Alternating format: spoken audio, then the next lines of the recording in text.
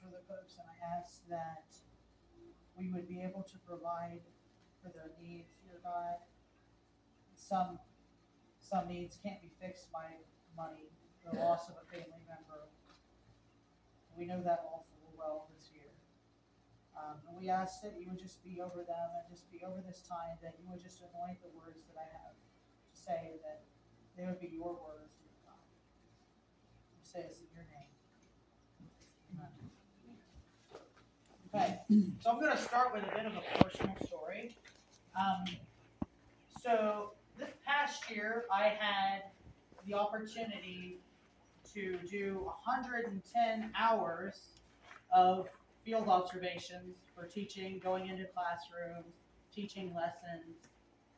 I got to do a senior recital. I got to do so many things, and so many things that I thought were impossible, that I wouldn't be able to get them done. It was just too much. The weight was bearing down on me, but God showed me that He was able to provide. And yet, I'm home on Easter weekend. I finished my senior recital, only have 2 lessons left to teach.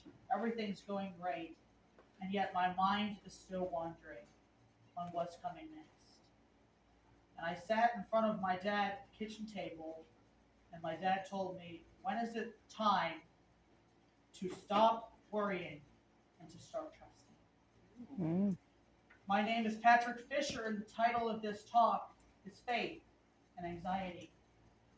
For those of you who do not know, I take medication for depression and anxiety since the fall of 2020.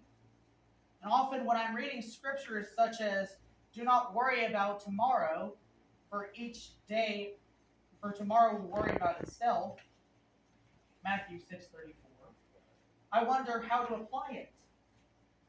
Because after all, anxiety is a natural human response, and we shouldn't be ashamed just because we have anxiety.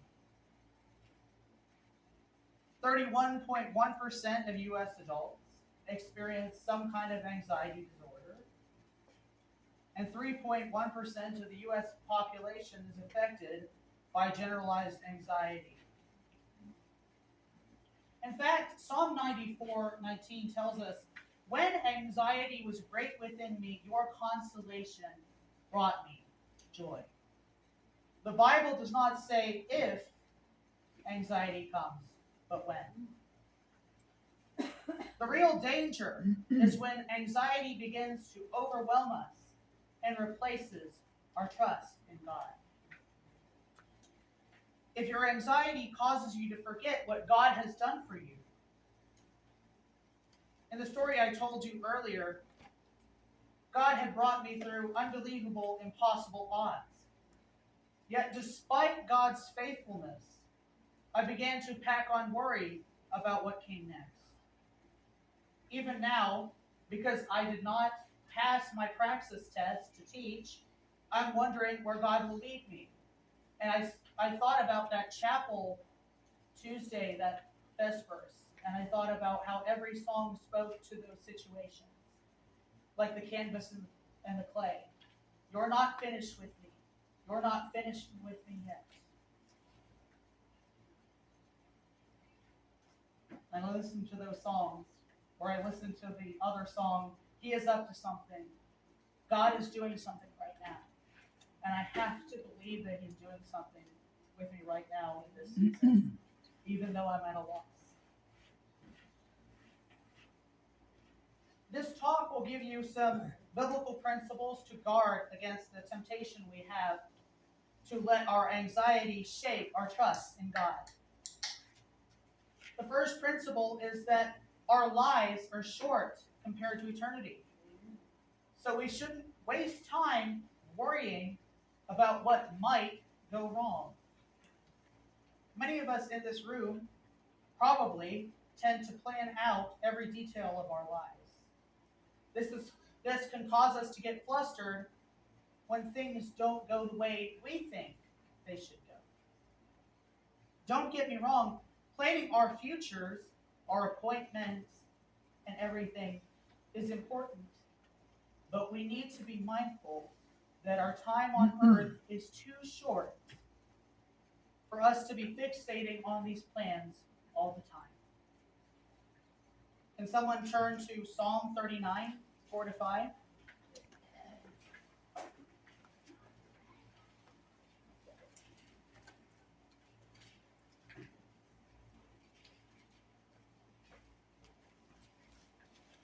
What was it again? Psalm 39, 4-5.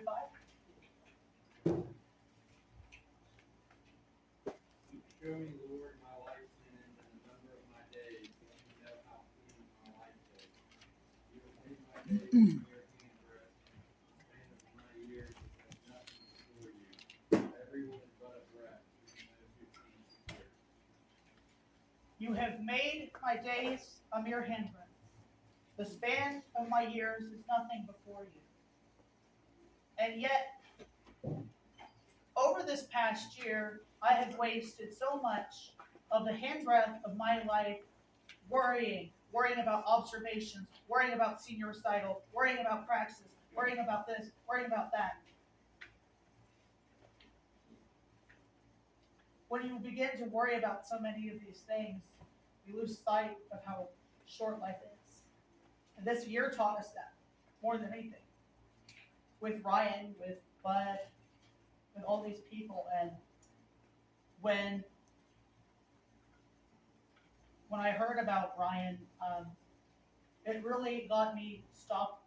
It really had me stopping to think that what I was worrying about was nothing compared to what others were going through, and that the time we have is precious, and we shouldn't sit worrying about things that ultimately don't matter at the end of the day. The second point I had was, oh wait, no, I had more verses. Okay. The second thing I had was Matthew 27 says, can any of you tell me by worrying, can any of you by worrying add a single hour to your life? We can't. I wish we could, but we can't. What was the first one? 27. Matthew 6:27. Oh.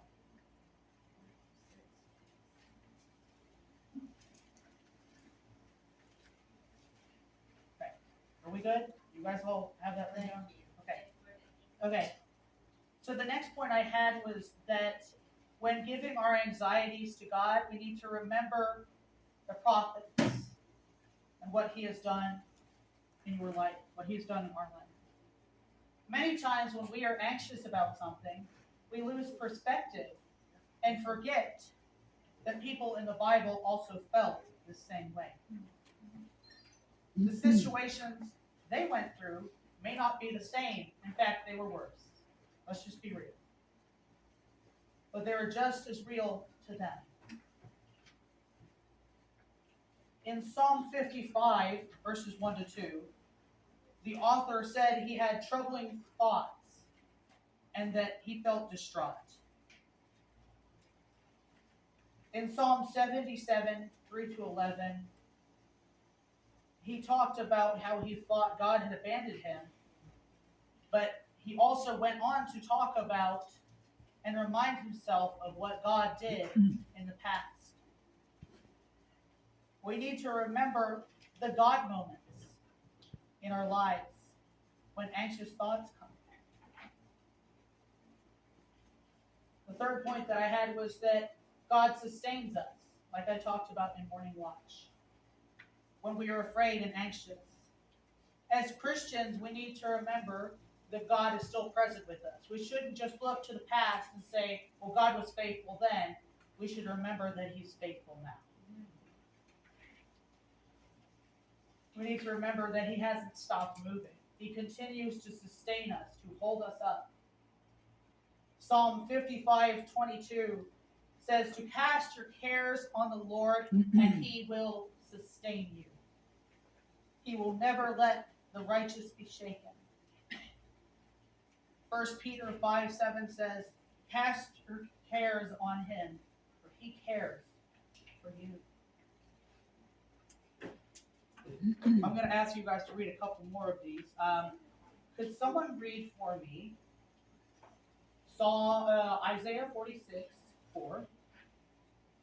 And I need someone to get for me Psalm 104:27-29.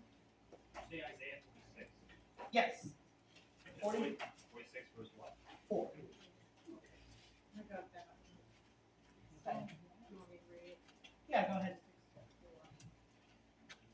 Even to your old age and gray hairs, I am he who will sustain you. I have made you, and I will carry you. I will sustain you, and I will rescue you. Wait, what? He will sustain us, he will rescue us, And carry us. and carry us.